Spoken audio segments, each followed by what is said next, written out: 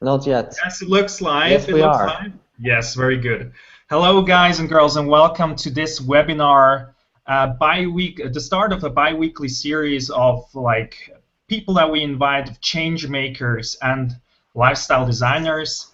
We are very excited about having this. First of all, most important thing, guys, this webinar, it's about interaction. So if you have any questions during that webinar, there on the right side you have a chat box. So please, please, please use it. Ask us all the questions that you would like to, because this webinar, it's not about us, it's about you guys. So ask any questions and we'll try to answer as many as we can.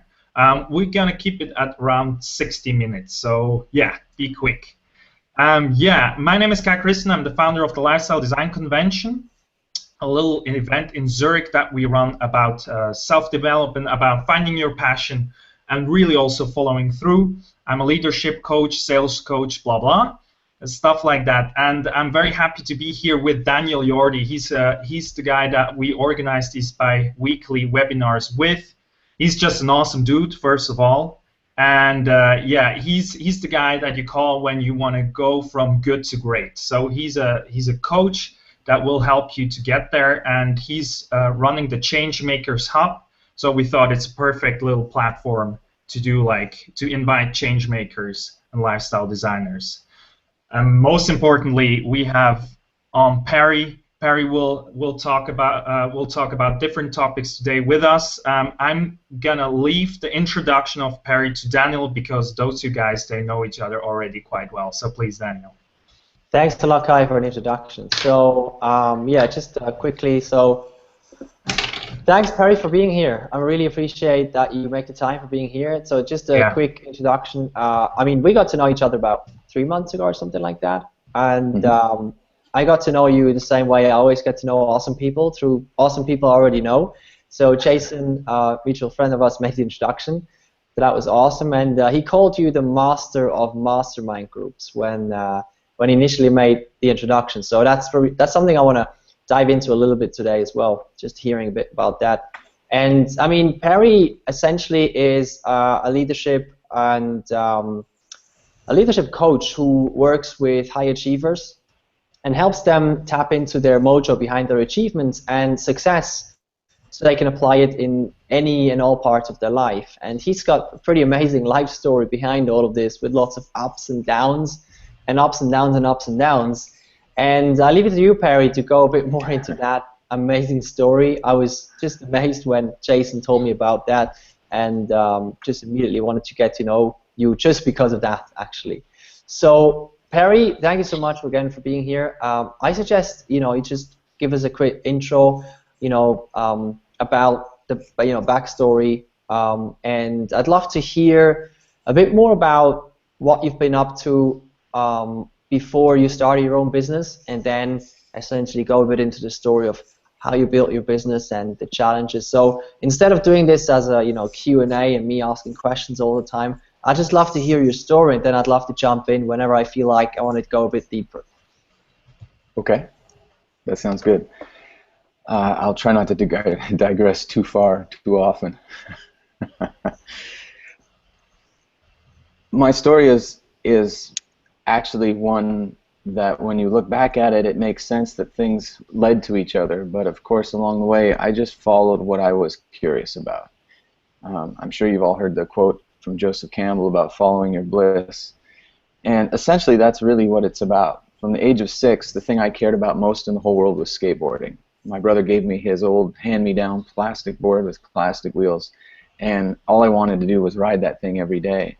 And I rode that skateboard all, basically for the next 20 years. And skateboarding led me to participating in, with my friends, to selling parts to my friends, to opening my first shop at the age of 15. By 18, I was making skateboards. I opened an indoor park, which was the first one in the city of Toronto. And I got an education. I actually quit high school well before I finished. I never graduated because I had my little store and I wanted to be there instead of in class. So I learned retail and I learned about business through something I was deeply passionate about. And my girlfriend, who became my wife, my first serious girlfriend, told me that at some point before we got married, I told her that if it came between her and skateboarding, I would choose skateboarding, which was an auspicious start because she left me, and that was the the timing of that was very interesting. It was around the time that I had fully committed, long ago to the industry, and I had gone from, as I said, retail to manufacturing, to building a facility to manufacturing. I actually moved the business to California and moved myself down there, and built a small little business, an international manufacturing distribution business. And I was very happy to be there, and she wasn't. And finally, the end of that story is that my big break came. I got an endorsement deal with a big-time athlete, and just as everything was in the works, and we were going with our biggest order ever, and I had shipments going out all over the world and all the rest of it, he turned himself in for murder. And it's a long story, and I'm trying to condense it, but the long and the short of it is everything just completely fell apart. It was absolutely devastating. And for me to put myself and my business ahead of the tragedy itself was just absolutely impossible. And that was the end of my career in skateboarding. Tina, my wife at the time, and I moved back to Toronto, and she left soon after. And I had basically neglected her for the bulk of our relationship, because I had made my business and my passion more important than our relationship. So that was the first time I pretty much lost everything that I had and believed in. And I went through a very difficult time where I literally lost my sense of identity and who I believed I was in the world. And just as importantly, I lost the base that I felt like I had under me. Those beliefs and values were completely gone. And it took me many years to deal with that. And during that time, I was really in what I like to call the space between stories. Before that, I knew exactly who I was. I was the skateboard guy. And I proved that to myself over and over again, and I had that reflected back to me by the people in my world. And I was also the guy who was married to Tina, and I never had any questions that wouldn't be forever. In my mind, that was absolutely the relationship I would have for the rest of my life. So when both of these fundamental parts of my identity disappeared or broke down, and I take full responsibility for my role in it, I lost the ground that I stood on. And so that was a really, I've said difficult, and I don't think there's really any words to describe just how difficult it is, but I'm sure a lot of you can relate to it. But when your identity and your sense of self is based on who you are or the reflection you get back from the work that you do, it's a very dangerous position to be in. And this is a lesson that I've since learned and now help other people with in a number of different contexts. But this was the first time that I truly experienced it, and that's why I'm dwelling on it just a little bit. So I went from skateboard guy to nowhere guy for a couple of years, and right on the tail of that, and I'd already been involved in snowboarding because it was very closely affiliated. I actually started a snowboard business, and I got back on the horse, and I was very lucky. The timing was good, and I was very successful. That company did extremely well. I started making a lot of money, and I built back my sense of self and identity, but unfortunately I did it as the snowboard guy. I got married again. I built another life, and I achieved quite a great amount of success in the traditional sense, monetarily, and with the things and the places I went and the stuff I got to do.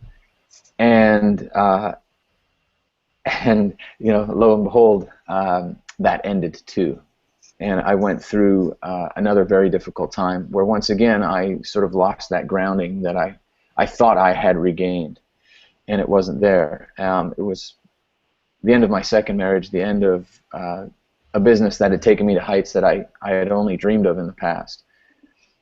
Fortunately, this time I had a little more experience and a little more self-confidence to deal with the personal side of things. But I did go through a bankruptcy, and I did lose everything I had once again. And So I've been through, I'm now what I would consider sort of on my third iteration. I've reinvented myself many times in my life, but I see this sort of as, you know, in 10-year cycles where I'm now in this place where I've reinvented myself once again, and hopefully this time in a way that allows me to understand that the person I am in the world is not based on what I do, but actually the way I go through the world. And I think there's something to, I think that's an important conversation that I'd like to have with you today. But along the way, there's a lot of other stuff. I started, founded, ran, and operated, and some I sold 10 different companies, from the skateboarding and the snowboarding companies I talked about, a publishing company where I had magazine titles, and 2 different production companies, one making music videos, one making film and television. And the most recent one I started in 2006 was an ad agency based out of Toronto, and I left that 5 years ago in 2010. And now I'm just all about helping people and helping myself. I just thank you for sharing that story, because, you know, I feel like, I mean, you know, you're in that third iteration, and you went through something twice that most people take 60 years or 70 years to go through. And I mean, most people never even wake up out of this. You know, they don't get to wake up from this. It's just like, it's one iteration, and then many people, and I've worked with many of them, you know, many people wake up at some point and they go like, was that it, right? Is that, you know, is who I am just really just attached to what I do? And I so much, you know, feel with you on that. It was not that extreme in my case, but I still remember like my peak experience, my peak moment in my corporate career, when I was so much detached from who I really am, because I was so much attached to what I do. And I remember, because I walked into the Google office in Zurich because I had a job interview there, and I was in my, you know, in my best suit, all suited up as always, because that was, I thought, who I was at that time. And I walked into this place, into the Google office in Zurich, and I looked around, and I said to myself in my head, I can never work here, because nobody's wearing a suit, and I could not work without a suit. Which, looking back, is, you know, it's insane. But it's just, to me, it's always astonishing, you know, what people attach to that. So I definitely want to have that conversation with you as well. Cool. So, you know, yes. I was just going to say, as we dig into it, there's one thing that I want to sort of keep present, at least for myself, in this conversation. There's actually 2 really important pieces. One is that you always have a choice, and I think it's incredibly important that we remind ourselves of this on an ongoing basis. Yes. That every decision we make, including every decision we don't make, is a choice. And to me, that's a very important through line to stay conscious of. And the other thing is that this idea about the space between stories. Right now, I'm doing a course with a guy named Charles Eisenstein, who's brilliant talking about this. The space between stories is also something I want to keep present, because part of the choice that I just mentioned is that we choose to believe in things. We choose to believe in stories about the way the world works and about the way our world works. I often use the word construct for this, but that's a little, it's not clear, and I think really story is the word. And so I think it's very important that we're also, as we're making these choices on a, you know, a macro and a micro level, that we're also be aware that we're buying into a particular story, and a lot of stories, actually, not just one, but a whole bunch of them, about the way society works, the way culture works, what our beliefs and values are, you know, money, religion, all of these things. These are all stories that we tell ourselves and buy into, all of these beliefs and values. And again, I want to keep sort of on top of the conversation, an awareness that everything is a story, and it's up to us whether we choose to believe in it or not. Totally agree. I couldn't agree more on that. Like choice that, like I just had, like 2 weeks ago, I was doing a module in a university called Visionary Leadership, and I just found it fascinating. We had 70 students, and it was just fascinating to see how many people live in that reactive mindset. I mean, we all do it sometimes, but like how unbelievable it is, like 23-year-old people who are like just like their goals in life, they're so reactive, you know, like, well, I will try to get that job, and if not, I might do this, and well, I cannot control it, right, and I cannot do this, and it's amazing how reactive a lot of those, like already like very young, and I feel like, man, you should be inspired, you know, you just finished off your education, and we just by our education, by like university, I can tell like it was the same university that I went to 3 years earlier, and I was lucky enough to be then like on the other side of things, and I just realized like how passive we get by going through the classic educational system, just by sitting there and like just getting knowledge for free but not doing anything with it. So like that part of action, that part of like really creating is completely missing, and that like, and also responsibility is completely missing, you know, like it's just fascinating to me. It really is, Kai, and I think that you're dead on when you talk about it as taught to us in an institutional way, like in school, because we are conditioned by our culture and society to accept not only these stories that I was just talking about, but also to accept the illusion of choice. My favorite example of that, and the one you just gave, is actually very relevant. I mean, you know, say you're sitting in class and someone's telling you, okay, so this is how it works. Mm-hmm. You know, here's mathematics and here's all the considerations.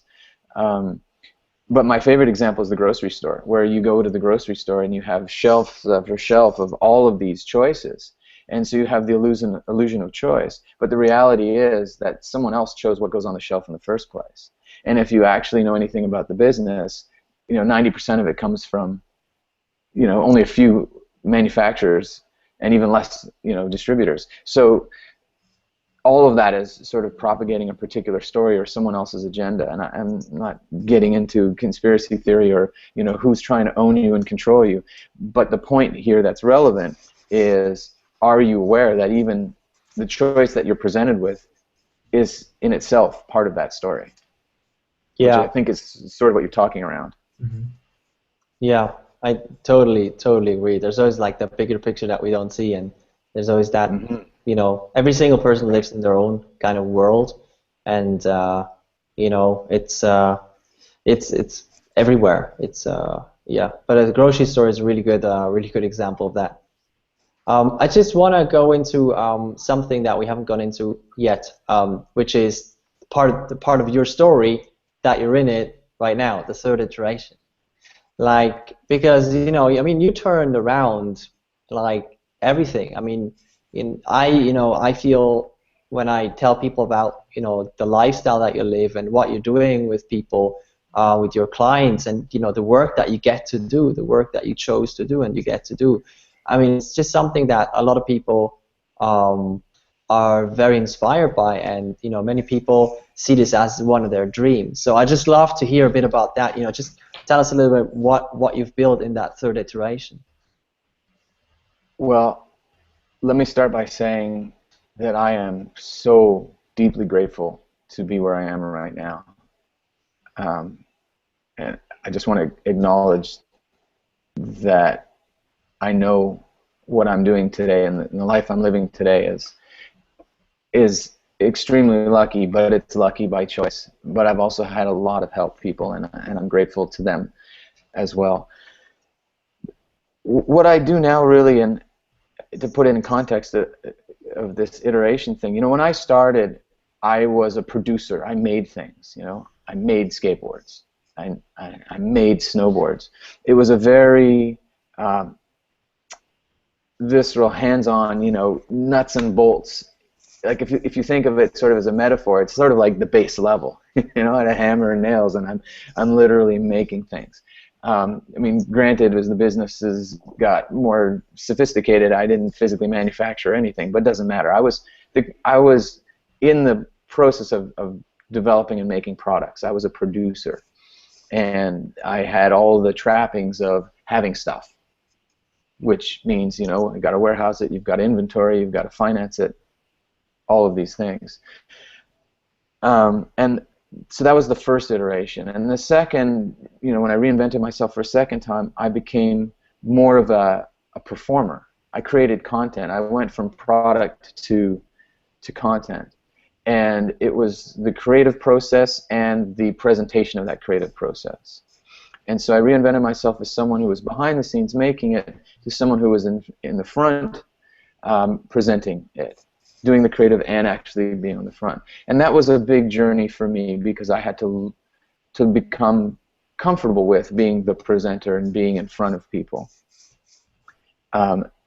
And so that was sort of a second piece. And the third piece today is really what I consider to be as a coach, I'm really a mentor. And for me, I feel like it's the ultimate achievement because I'm finally in a position to teach what I'm learning. I mean, I've always done that in a sense, but mentors are critical in our lives. And I've had incredible mentors all throughout this, and I can tell you in detail about the mentors at each of those stages.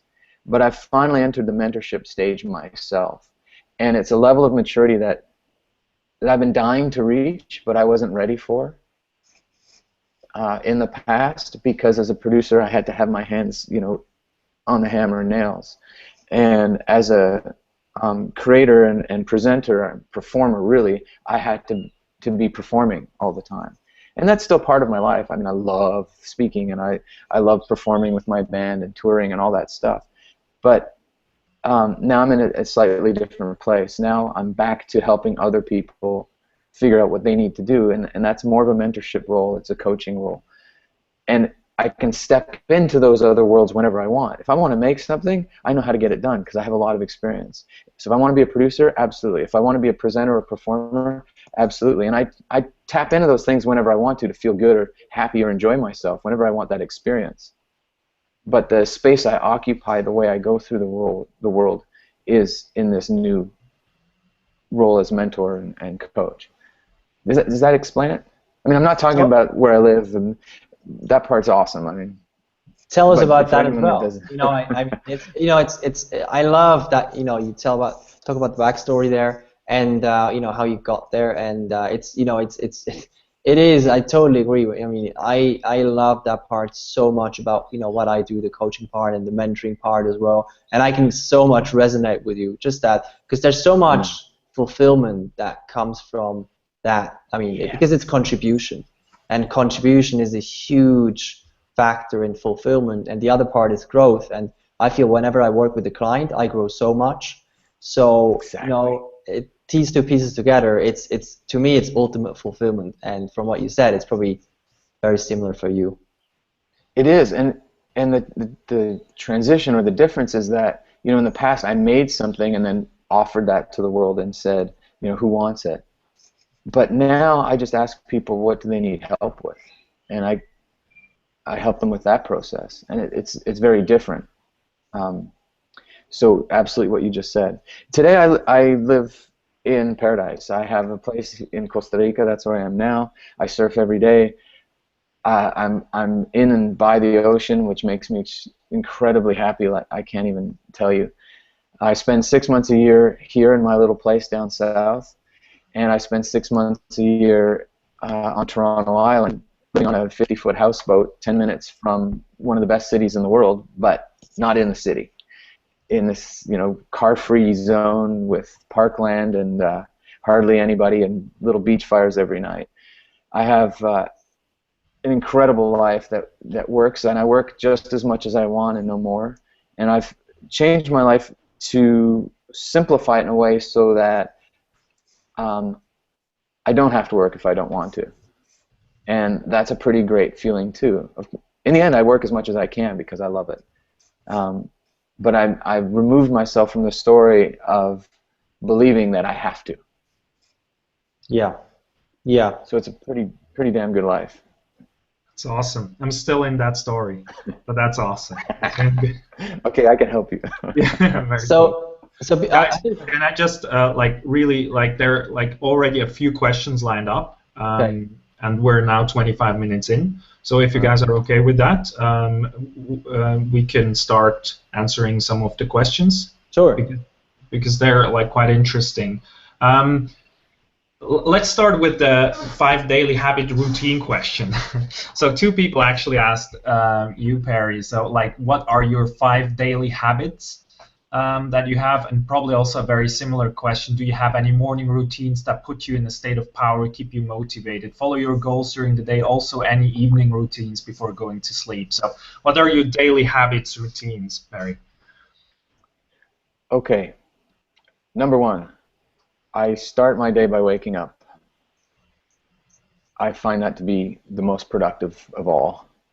Very good. No, I don't mean to make fun of this, but well, actually I do. See, I'm not a very disciplined person, and I'm okay with that about myself. So, and I also tend to procrastinate, so that I don't always deal with things ahead of time.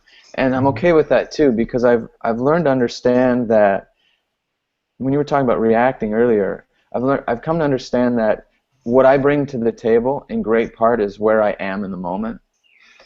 And to me, that's a form of teaching what I'm learning, which I think has to be present in the way I work with people and actually the way I just live my life.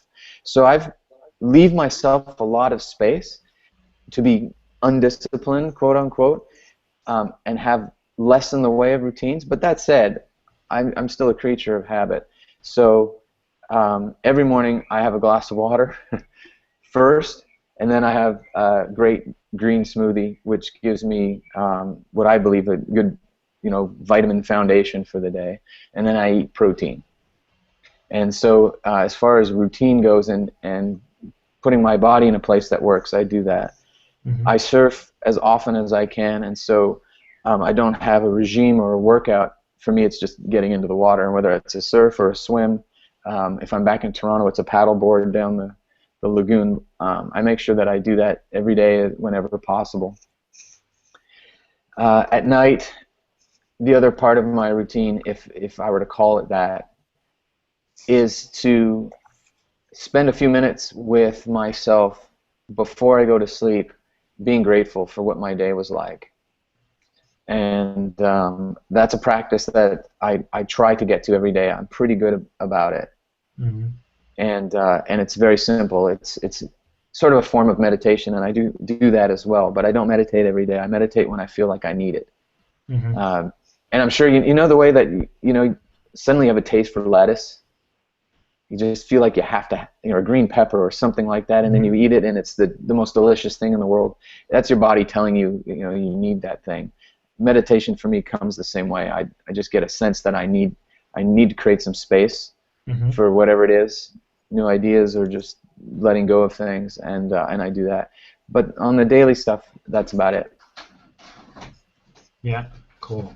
There was another question from Sven, and he asked like a pretty deep question. So how is it to live in Costa Rica? Sven, it's my dream come true. 20 years ago, I came here on a surf trip with my best friend, and I stepped off the plane, and I felt like I was in the presence of somebody I'd known all my life. And it's not something I can explain any other way. I was instantly comfortable. I didn't know the place, I didn't know the people, I didn't know the language, but I felt comfortable. And that feeling has never left. And because of that, I kept coming back over and over and over again. And one day it just became apparent to me that this had to be part of my life. Cool. So there is another question of Agnieszka. I hope I said that more or less correctly. How do you motivate yourself when you hit a low time in your life? So when you're basically down. I try to be with that first, because I have been. We all go through different types of depression at different times or low points, and I've watched you know, to a certain extent I've watched myself, but certainly when I watch other people try to fight that feeling or pull themselves out of it, often I get the sense that they haven't given it its due. And in other words, I feel like I have to, I want to make sure that I acknowledge that space. And this is part of that sort of thing that I do at night about being grateful. So if I had a day where I felt down or I'm depressed about something, I just try to acknowledge that. And believe it or not, that feeling is something you can be grateful for, because it means that you need to be paying attention to something. And by accepting it, you give it space. You allow it to present itself to you and hopefully see through it. So my process for that is to give it its time. And you know, hopefully that doesn't take very long, and usually it doesn't when I remind myself to acknowledge it in that way. The longer I ignore it, the longer it lasts, for sure. Yeah, it's when you fight it, it's when it stays the longest. When you resist it, it will persist. That's true. Yeah. Cool. So another question from Philip.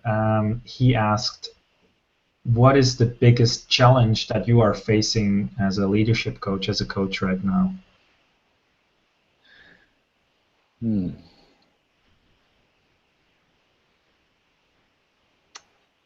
The biggest challenge I have is not to get complacent. And the way in which I can keep that from happening, and I strive to keep that from happening, is to ask for help. You know, I was just talking to an old friend of mine. I interviewed him for my podcast just yesterday, and he, when I met him, he was a rock star, and then he was a hairdresser, rock star hairdresser, and then he got really into MMA, mixed martial arts. And this is a guy that I never thought of as, he was a thin, skinny guy, you know, kind of geeky in a rock and roll way. And suddenly one day he's telling me how he's going to train for one of these fights, and I'm like, are you out of your mind? And he really got into it, and he became an MMA fighter, and now he's like Canada's top fight analyst. He's on TV every day, and he's talking about it. So we were going through that story with him, and he was talking about this idea of fear that really motivates him. Mm-hmm. And I think that this idea of fear is important. It's in different shapes and forms. But one of the things that sometimes I'm afraid to do is ask for help. And so for me, that's the way to battle complacency or to keep pushing myself, is to find someone that I'm really impressed with and ask them to talk to me or to conclude me in something, or so I reach out to them in that way. And that's how I keep pushing myself and getting myself into new situations. So the short answer, if I was going to say there was a universal answer, it's to do something that you're afraid of.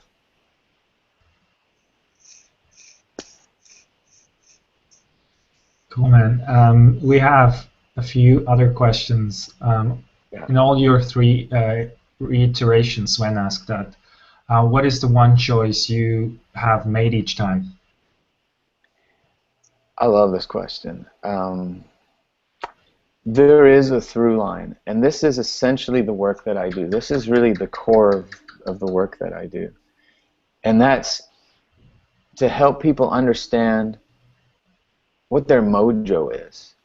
Or put another way, the way they go through the world, the thing that they can't help but do, no matter where they are, or what the situation is, whatever the context is. And I have finally, you know, and you talk about being grateful for something, I'm more grateful for this than anything. I finally understand the way I go through the world and what that is, what I'm here for, if you will. And that is to, and for me, it's, I see this. I see past the curtain. It's like wearing X-ray glasses. When I get into a relationship with someone, I see their thing. I see their mojo inside, hidden in there, you know, trying to get out. And I can help them articulate it, and I can help them break down the constructs, the beliefs and the values that are in the way of letting it, you know, sort of letting it free, letting it be free, and expressing itself. So I do that no matter where I am, no matter what I'm doing. And whether I was, you know, making skateboards, if I was the producer, the content creator, presenter, performer, or now in the role of coach or mentor, I'm still doing that. I'm helping people express what they have inside and want to get out, and are struggling with beliefs and values that are getting in the way, these constructs, these stories. Mm-hmm. So that's the thing I've always consistently done. I've just done it with different vehicles, and now I've stripped away the vehicle. Okay, cool. For the most part. That already answered the next question as well. Another question from Anna is, what would you say have been your most rewarding achievements in your life, and why? I have no regrets in my life, and therefore I don't look back on particular moments as, the greatest. Mm-hmm. In a previous life, I was in the film and television business, and I had an opportunity to meet with a guy who was very, very successful. This was one of my many mentors. And he told me this whole long story about how he got started and a whole bunch of other stuff, and how the industry really worked. He gave me a lot of insights, and at the end he said to me, I'm in this for one thing. I'm in it for the green light. And I'm sure you know the term, but in the movie point, it's just production. This is the way he explained it to me. He said, I'm in it for that go moment when somebody says yes and I get the green light. And after that, it's just stuff to do. I'm in it for the aha moment. My green light is when somebody gets it. And, it's even better if I was able to be part of that process, but it doesn't have to be. But in the work that I do and in my life, the greatest moments, forwards, backwards, today, are those aha moments when someone goes, yes. They see it. They see that the story they bought into is a story. They see that they no longer have to choose that story. Whether they do so or not is not important. Mm-hmm. I know I'm branching out a bit here, but I think this is really important. Ultimately, the work that I do is to help people understand why they make the choices they do. I don't really care about what that choice is. That's not what's important. What's important is that they understand how they make it and why they make it. That's where the aha moment is. So that's what I'm in it for, and those are my greatest everythings. Cool, thanks, man. Sybil has a question. How do you evaluate balance between fixing objectives and letting go?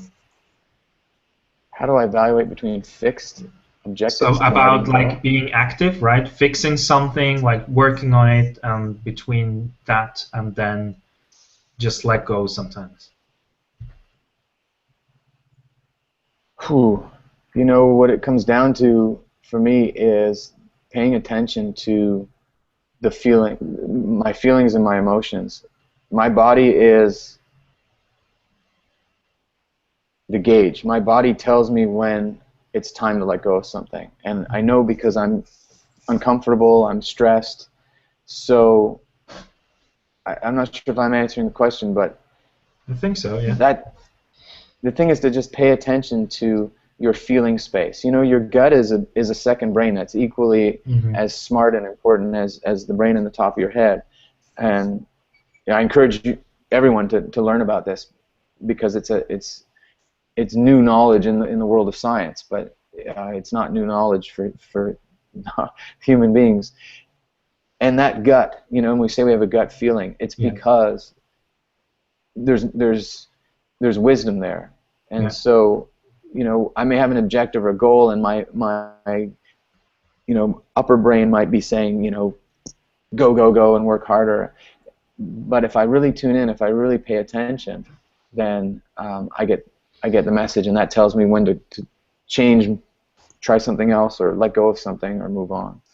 Yeah. So that Sybil asked a question. I think that's really relevant. So you're talking about intuition, right? That gut feeling that you have sometimes. How do you help people with, if somebody would say, well, that sounds really interesting, also nice, I would like to have that wisdom, that innate wisdom, but how do I get it? What's the process? I get that question a lot, right? So yeah, I would be interested in hearing your answer to that. What do I have to do to get it? See, part of the story that we have all bought into is that there is a process. And I'm going to tell you right now that that's not true. I agree. That's a story. And it works to a certain extent, but it is a story, it's a construct, and it's not the absolute truth. The absolute truth is we already have it. We already have this ability, it's built in. That intuition is not a process, it is part of the equipment that you were born with. And so you can create a process to remind yourself to pay attention to your body or to your feelings and to your emotions, but you already have this inherent ability. So, you know, as my personal coach Jessica Jenkins says, who rocks the world, how does it feel? That's the only question to ask. So if you want a process, there's one step, and that's to ask yourself, how does it feel? Yeah, that's so interesting because we're in evaluation mode, right? When you have an important question, you think, I have to think about it now. And you get into this cloud of thinking and thinking and thinking. And when somebody asks you this question, there is like, whoop, pause. Oh, wow. And then you... When you read about this stuff, Kai, and you know, like Malcolm Gladwell has this great book called, I think one of the more recent ones he did was Blink. And the premise, I hope I get this right, is something to the effect of, intuitively people make better decisions than they do with time and study. Yeah. That's why. That's why. It's already there. Yeah. It's like, have you read the book Clarity? By James Smart? Like, it goes really much into that direction, like that innate wisdom that you have, that you don't like. What I loved about this book Clarity was that there was no process in it, and I also loved that it pissed me off, that book. You know, like it was like, dude, I want to have this as well. And I could feel like, somehow I felt like, rationally I was like, no, that's not true. But something like, it just keeps getting back to me, you know? Yeah, it's just because that's the story, dude. That's the story that we're all caught up in. Is there's a process and there's a method. And if you follow these 5 steps and shit, you know what? I wrote a book with steps in it. That helped me because I believed the story. And I wanted to, you know, I wanted to have a process because that's how you sell yourself, and that's anyway. You know, I want to just digress just for a second here. You know, I was really into freediving for a long time. I'm very passionate about it. Yeah, I love it too. It's awesome. You know, breath hold diving, right? No tanks. Yeah. And it was learning to freedive was the most incredible way for me to understand that we're literally remembering things that were already there. Like, we come from the ocean. If you go back far enough, you know, we crawled out of the water. And so learning to freedive is not just a physical and psychological process or training, you know, and learning, but it's also remembering these mammalian diving reflexes that are already there. And, you know, I love this about it, that yes, I have to train and I have to get practice and I have to do all these other things, but I also have to let my body remember. And my favorite part about freediving is that the body has these responses: bradycardia, your heart slows down, blood shunts, where you know, when you get to a certain point in a dive, or you know, time in your dive, whether you're holding your breath at the surface or going deep, your body stops trying to send blood to the extremities. It focuses on the core. I mean, yeah, these are protective mechanisms, but they're all part of these mammalian diving reflexes, just like a whale has or a Weddell seal. So, and to take that one step further, just the idea of remembering, the word remember is literally like remember, like put these things back together. It was already there. Yeah. It's just like the last few days I thought it's ridiculous how much I think, you know? Like, it's so loud up there. It's so fucking loud all the time. And like sometimes I just like getting back to that. I just talked to a friend of mine, Malvina, and she was just telling me, like, I was like, what should I do? You know, what should I do? And she was like, listen to your body, Guy. Remember, you know, like, I was like, oh yeah, true. And you should do nothing. Yeah, exactly, because that's what meditation is. Yeah, exactly. It's just awareness, or like whatever, you know. It's just, and when you come back to the body, that helps me so much in so many situations. And like, people say like, what, when you're like doing a workshop, you're focusing on your body? Of course I do. It's like the best, because then I come back to myself much more, and I'm not thinking of like, oh, what are other people thinking of me? Oh, what will this guy think of me? Will I come across good? Am I smiling the right way? You know, or like all this stuff that you think sometimes that you get caught up in. So yeah, love that very much, my friend. Love that. You know, just a quick thing that just came to my mind. Yeah, I remember Morten Hake at the Lifestyle Design Convention talking about the self-correcting system. Yeah. That's essentially, I mean, that really pictured it for me really well. I mean, essentially, you know, the more you try to force clarity and, you know, in meditation, just getting present, the more you force getting present, the less it works. You know, and as soon as you let it happen, it happens. It's kind of that self-correcting system. And, you know, when we're born, the self-correcting system is 100% in place. And then we get conditioned into, you know, these stories and everything, and it gets harder and harder for us to be present and to just be, and, or, you know, all of these kinds of things. Yes. Yeah. Yeah. Absolutely. Yeah. And I forget all the time, you know. Then you get back. That's actually important. But that's an important part of the process, Kai. Yeah. Speaking of process, like, I actually think that's the whole point of life, is to come in and out of these things. Because to experience something, you have to have been on both sides of it. Otherwise, it doesn't mean anything. Yeah. Right? So coming in and out of that awareness or consciousness or experience of any kind is actually the whole idea that, like, that's what we're here for. So, you know, I get caught in my head all the time, and it's when I actually do step away a little bit or do make some space and let go of it that I get to have the wonderful experience of having let go of it. Yeah. So then I'm grateful for having been caught up in my head, because without that I wouldn't have been able to discover what it feels like to not have it. And you know, just quickly, I mean, just one thing that I always get amazed by when I do this, you know, so many times I get up in the morning, and then, you know, I have my morning routine that I go through, and I have actually you know, I have an hour for, you know, everything with meditation and, you know, the whole thing, and then sometimes you know, there's a lot of things that I want to do, and that, you know, I feel busy, and I say, well, you know, I'm going to go back to meditation again tomorrow, or, you know, being present, I'm going to do that again tomorrow. The thing is, every single time I do that, I get less done that day than if I would have meditated in the morning. It's like, I mean, you know, and I'm a practical guy, you know, I'm very head-driven, and, you know, I'm very process-oriented and all that stuff. And for me, it's always kind of interesting to see, because I feel like a lot of people out there, they don't get, you know, what's the result of it, you know, meditation? What's the outcome of being present?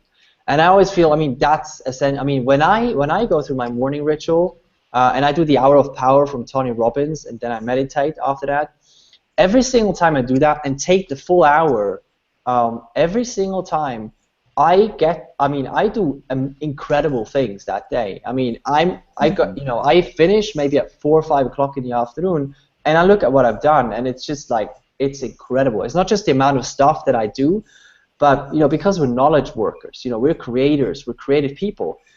I mean, that space is so valuable, because it's no longer about, you know, can we do 50% more today? Because if we can create that space, we can create 1,000 times more in a day than without the space. So that's just something I wanted to mention for the more practical people, to understand the whole concept. Because for me, if you would have told me 5 years ago, you know, talked about meditation, you know, I would have laughed and walked away, because, you know, when I was in the corporate world, you changed like 2 months ago already. Like I remember when we first met to now. Oh yeah, so much things changed. Yeah, many things changed, definitely. Yeah, definitely. But it's just that, you know, for me, it's always, you know, it's the emotional aspect to it, and then it's also, you know, the things that naturally come with it. I mean, it's just, to me, it's always astonishing at how much more I get to create when I'm creative. You know what I mean? That's just something I wanted to, you know, mention. Cool. I think what you're talking about is creating space. Totally. Yeah. Totally. And so whatever shape and form you need to do that in, I totally get that. That's the challenge for I guess a lot of people, is that like you take this space and you're like worried about that you take this space instead of working, right? So it's like, for me, a lot of times I'm like in the morning, do I have time for meditation, you know? And it's a completely wrong question. It's so stupid, you know, like, but I have it a lot of times. I'm like, do I have now this 15-20 minutes to create space so I can create after, or should I create already now, you know? Like all this stuff comes up. Like, it's called practice for a reason. Yeah, absolutely, yeah. Dude, I have another question from Jareth.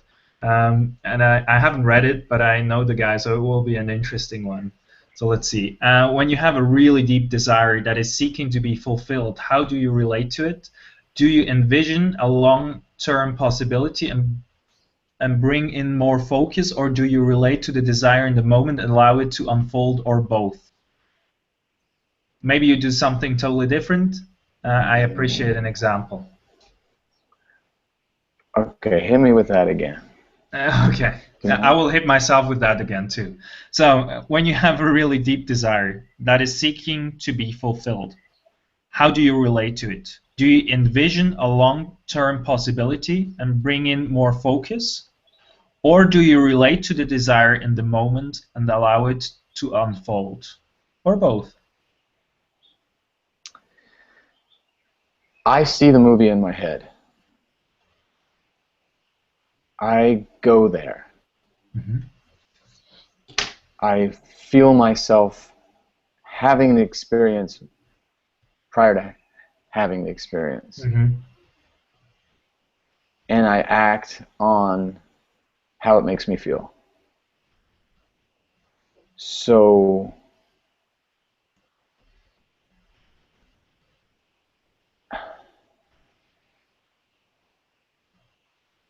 it's like, it's my way of determining whether or not this is something I need to pursue. Mm-hmm. And if the desire continues to be so strong that I can't let go of that idea, then I find a way to manifest it. And so, you know, I'll give you an example. And so that's sort of the idea. And, you know, talking about not having a process, but there's sort of one. I allow myself to have that experience in some shape or form. You know, when I walk down the street and I see someone coming towards me, I have a whole story in my head of who they are, what they're like, what they're feeling, what they're thinking. I get it all. It's weird, and sometimes it's hard to turn off. But that's what allows me to feel safe in the world. And so I use that same thing to put myself in context of whatever my desire is. And if I see myself with it, you know, you ever heard people like they want to manifest something in their life, so they put a picture of it on the fridge. It's that kind of an idea. Yeah, absolutely. Yeah, so that's kind of the thing that's happening for me. And, you know, one day I decided I needed a Wurlitzer organ piano, and I had to have one, and I just couldn't live without it. And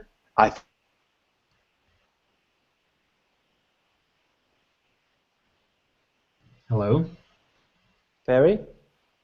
I think we lost Perry at the moment. Yeah, that was...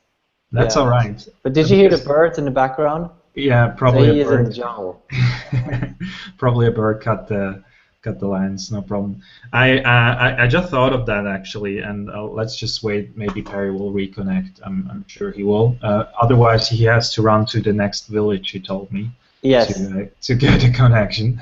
Maybe he'll do that.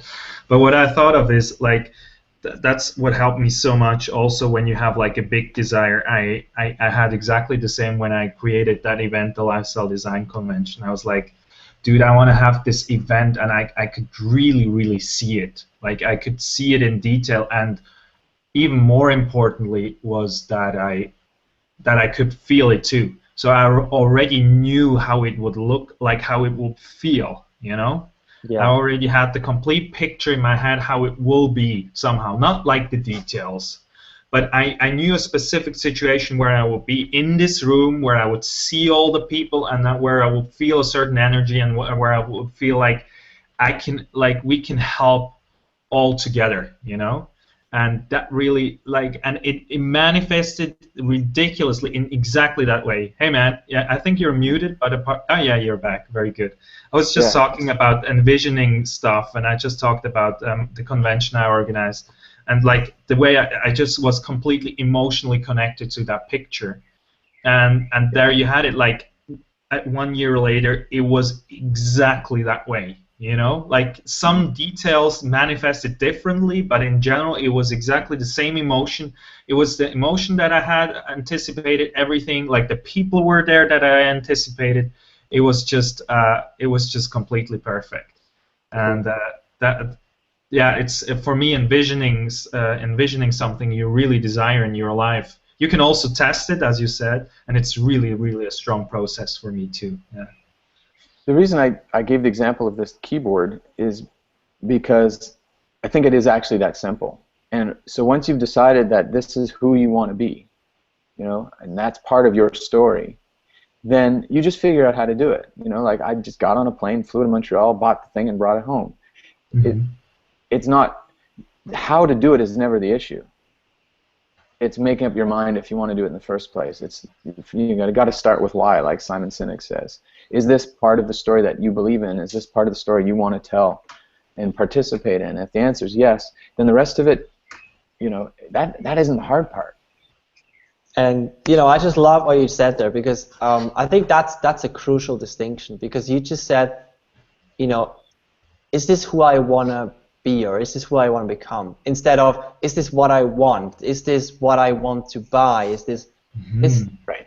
For me, this is a huge distinction, and because I believe, like, we do everything we do in order to become somebody, and that's I believe that's the strongest, like, drive we can have. And in order, you know, I mean, it's a simple process. You know, put a picture of, you know, whatever on the fridge, and then look at it 3 times a day. Well, why does it not always work? Well, the reason I believe why it doesn't always work is, you know, first of all, is that really who you want to become? Do you want to become the guy with the Ferrari? Do you want to, you know, be that person? Do you want to, you know, live on that island? Like, is that who you want to become? And not just, is that what you want? Like, because if it doesn't make sense with your deepest core, then it's not going to work. So that's just something that really resonated with me. Yeah, absolutely. If you don't know why, then it's just the thing on its own, and the thing on its own has no meaning. You know, when we first talked about doing this together, and we talked about this idea of sharing with people how to find their greatest potential and apply it to all parts of their life, this is what we're now talking about, is to understand the piece, like I like to say, the way you go through the world, the thing you can't help but do, what your mojo is centered around, and why that's important to you. And when you do that, when you know, I talk about cutting through the crap. I call myself a freedom fighter. That's the name of my podcast. What I'm doing is helping people cut away, cut through, break down the constructs, the stories, the beliefs, and the values, all the things that surround the what we do, so that they can decide whether or not why they do it is something they truly believe in. Mm-hmm. And so the exercise, the work, the practice, literally practice on an ongoing basis, and I have to do this every day, is to ask yourself, why is this important to me? Is this who I want to be in the world? Am I expressing that through my actions? And then what you do and how you do it and where you do it, those are all circumstantial, and they're totally unimportant in regards to the way you go through the world. Yeah. Like, yeah, I get to live in Costa Rica, I choose it, I do all these things, I play the role of coach and mentor, that's all great. I do those things, but I do them because they resonate with my why. They're a way for me to express the way I want to go through the world, the person I truly believe I want to be. And the only way to get there is to break down all that other stuff, to go after those stories. It's like, it's another way of answering the question that Agnieszka had before. How do you motivate yourself when you're at the low time in your life? It's like, it's like when you're following something that you're very aligned with, like that low will dissolve and you will get back on the horse. If it's something that you're not aligned with, it's not going to happen. And like I just would like to hear your thoughts on this. But like when I was in this year, like I exactly had 1 year to, I felt like I put a deadline on it, right? So that helped as well. But like I also had, while I was like organizing that event, I had many times a lot of fear involved, right? So I was scared of not having it, and also the fear motivated me to do, but it was not very comfortable way of creating. I've seen people more effortlessly creating or manifesting stuff in the world. So what do you say, like, is that just a natural part of it as well? Because it was not all like fairies and flowers and everything, you know, like the creative process was a lot of suffering as well. So there was like a lot of like, oh, I'm never gonna do it. I will never get enough people. There is no people sign up. I will never do it. Like nobody will come to that event, and all those things came through me. But like the fear pushed me because I have to do it now too. So it was like both elements. On the one time, sometimes I could align myself with that feeling of helping, right? I wanted to create, and other times it was just like, if I'm not gonna do it now, like I will look like a fool. So it was like kind of both, you know. Not that I look like a fool, but that I will not make it. That was more the fear. Yeah. So Kai, suffering is a choice, believe it or not. Yeah, I believe it. And you choose to suffer in the moments that it isn't all just flowing freely, because that's how you get your motivation, right? To do the parts of it that you don't like doing. The parts that you love to do, you just do anyway, and they flow freely, and you're really awesome at it, and you're magnetic, and people come to you. And then there's parts of it, that aren't so much fun to do, and are going to be more of a struggle, and so you choose to suffer so that you can summon up the courage or whatever it takes to pull those off. So that's part of the story you tell yourself to make the thing work. But you need to have both pieces. There's nothing wrong with that. It's all good. And so, I would say to you, be grateful for the suffering, because you chose it because it works for you. And as you acknowledge that, pretty well. Yeah, but and if you acknowledge that for what it is, and you accept it for what it is, it becomes less painful. But I'm not trying to coach you. I'm trying to keep the through line here. Let me offer you, sort of in a bigger context, the 1, 2, 3 process then, which I said that doesn't exist. Part of the story that we've all bought into is this idea of passion, and I think I've talked about this early on. And this idea that you follow your passion and you do what you're passionate about, and that's all very fine and dandy, and it sounds great. But the truth of the matter is, we don't always know what we're passionate about. Not in every moment. It's not always apparent. I did a keynote address for a corporate client a few years ago. Actually, it was the launch of my book, and I was talking about following your passion and all that stuff. And afterwards, this woman came up to me. She was just crying and crying, and she said, "But what if you don't know what your passion is?" And I realized, after thinking about this for some time and really digging in with Jessica Jenkins, my personal coach, that it's not really passion that leads you. What leads you is curiosity. And what passion is something that you engage with. So the first, if there were a process to work I do, and if there was a through line to the conversation we're having and what you just brought up, I would say that and you don't have to do this in order per se, but that first piece to consider anyway, of understanding what vision is and the direction and all those things, and working towards being fulfilled, is to start with what are you curious about. Because what you're curious about will lead you to the experiences and the people that you can engage with. And if you engage with them passionately, and you will if you're curious, you're on your way. Yes. So that's like that's number one. God help me for getting into process here. And then the second piece of it is to understand how you go through the world. What is your mojo? What is that thing you can't help but doing? You know, mine is to see what other people's mojo is and help them articulate it and help them set it free, help them break down the constructs. What's yours? What can you not help but doing? So learning that, and the way to figure that out is to look for the common denominators. And when I coach people, that's what I do. We go through scenario after scenario where things were just absolutely at their best for them. I believe in a methodology called appreciative inquiry. You know, find out what gives life to things when they're at their very best, and look for those common denominators, and that's how you can sort of boil down and get down to this idea of how you go through the world and where that mojo resides. And then the third piece of it is to connect, is to do your work. And like, it's not about money. Money should be a byproduct. It's about, and keep it simple. You speak your truth and do your work. If this is how you go through the world and this is what you're here to do it. And if you speak your truth, you will find people, you will attract people who want to do that with you. You know, like the three of us have found each other. I mean, it's a coincidence, but it's not, because we're speaking our truths, and that's brought us together, you know, through referrals, through friends, whatever. And that's where our greatest potential lies. So, you know, stay curious. If you're not sure what you're curious about, you know, explore your fear. Find out what that common denominator is and do your work. And you're in. Yeah, I think like what I love, like the sentence that I quote the most was like from John P. Morgan. I don't know if you know the guy. He's a great coach. And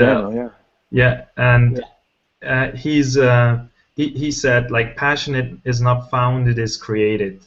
And I like that very much. It takes the like finding process out of the way, the intellectual finding process, you know, like, so should like you Google it, you know, like it's much more, it's like really like taking action, like trying something out, being curious about something, and then finding that, like, oh, now I have like my thing that I shoot my arrows at, but now I can get a little bit closer and a little bit closer, and then like before you know it, after a while you got something. And maybe even that whole thing changes after a while, but what is a very important factor of that is as well is like taking action towards it instead of intellectualizing always. And that's what I find a lot, like people are always, like me included, thinking about what would be great instead of just trying it out, you know. So but you have to think about it a bit, because you have to figure what you're curious about. So you do want to eliminate some things. Yeah, I think that's not the biggest problem of people, is that they don't think about it enough. I think like a quite big challenge is like not taking action. That's why I said it. But of course, like I completely agree that I love to go with people through that process of like cutting away stuff that is probably just like outwardly oriented and just like from the outside in instead from the inside out. So I completely agree there. Like it's much more effective if you really like look at it closely first, but then you have to take action.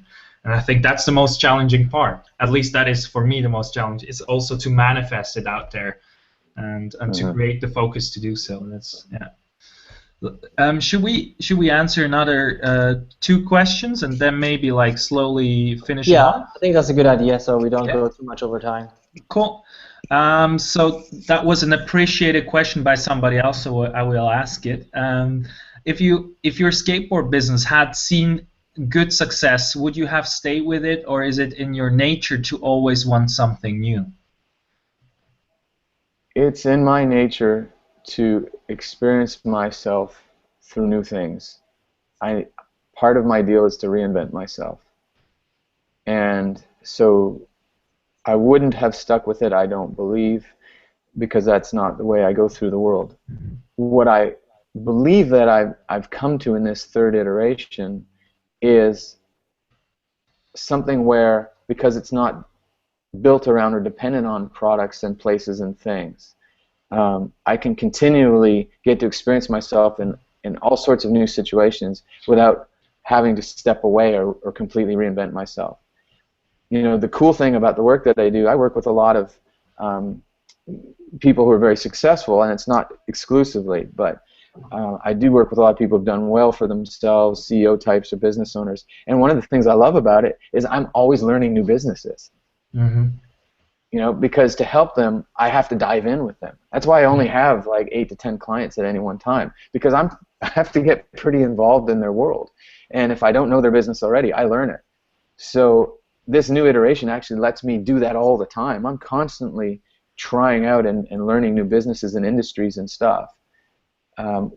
Whereas before, I didn't have that opportunity. So I'm kind of stoked about that. Mm-hmm. Cool. I have now a question on the board, and I'm thinking whether I should ask it, and so I will ask it. Perry, I wonder how you can say people choose their own suffering. That's not always the case. For example, people in concentration camp didn't choose to suffer to death in there. Could you clarify, please? Okay, that's a very powerful idea, and I want to give it its due respect. What we choose is how we react. We do not have control over anyone else's actions. And so, yes, those people who suffer in certain circumstances may not or are not necessarily in control of the situation they're in, but they are in control of how they react to it. So, I don't, you get into this kind of ideology, can be really complicated, but it really isn't. You hear people talk about the free market, and if we just bring democracy to everyone in the world, they'll all be happy and healthy. And the reality is that's not true. That everyone is experiencing life in its own way, and they're going through whatever they're going through, and for whatever reason. And I'm not going to judge it or decide whether it's right or wrong. But they do have a choice in how they deal with it. They do have a choice in how they react to it. So even if it's a dire situation, and believe me, I do not mean to how do I want to put this? I've never suffered at that level. I've suffered badly, in my opinion, but never at the level of, when I told you about my star athlete murdering someone in my company going bankrupt, I mean, I could have gone forward with it, but it just wasn't appropriate.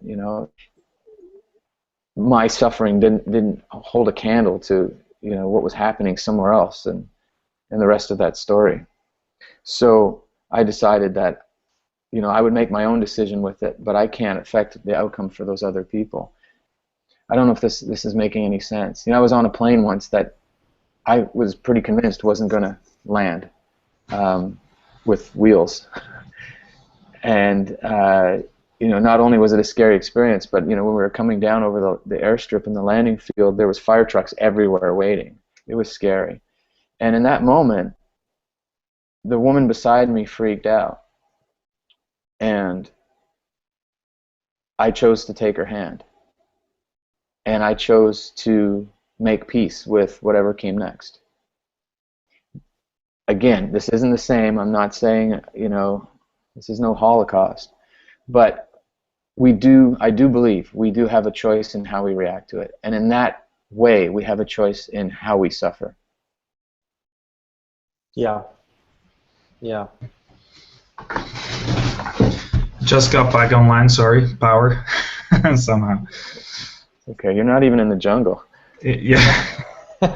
Luzerne is pretty close to it. Switzerland is pretty close to the jungle, just in a different way.